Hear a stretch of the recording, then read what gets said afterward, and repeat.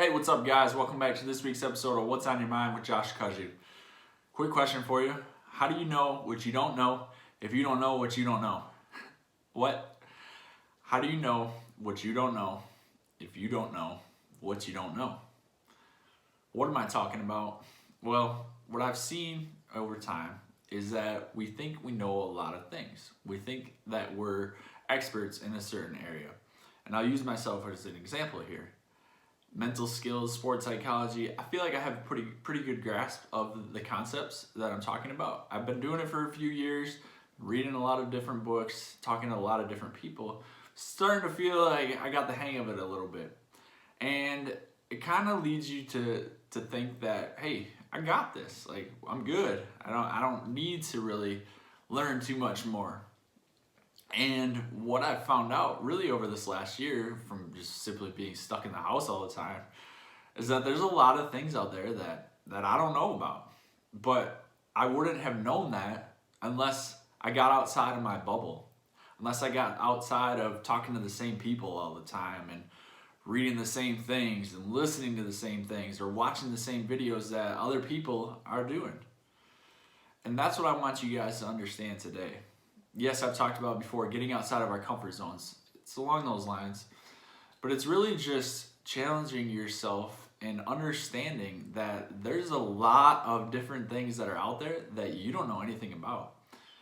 And when you start to go through that process of learning something new or learning new ideas or listening to different people, you're going to feel like you don't have a clue about anything. And it's a really humbling experience. And that's one of the things I want to share with you guys is that, yes, it is a humbling experience because you realize that, man, like, maybe I don't know everything that I thought I knew. The second thing to take away from this process is that it's okay to say, I don't know. You know, it's something that I kind of struggled with because when you think of yourself as an expert or you think that other people view you as an expert, well, you also think that you should know a lot of things. But there's so much that's out there that we just don't know about. There's so many different research studies. There's so many different areas of thinking. It's okay to say, I don't know, but I'll get back to you on that. And then the third thing, when you're going through this process of getting outside of your circle of competency, is do it with somebody else. Because, like I said, you're going to feel dumb. It's going to be a humbling experience for you. But if you have somebody or a few people to share that experience with and talk things through and see how you can bounce ideas off of each other, gosh, I'm telling you, it's extremely helpful. So when you get outside your circle of competency, you're going to feel humbled. It's going to be okay to say, I don't know. And it's really helpful to do it with somebody else.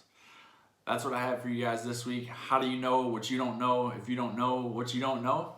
Well, you got to read different books. You got to listen to different people. You got to challenge yourself to think differently. So thank you guys. Have a great week. We'll see you back here next week.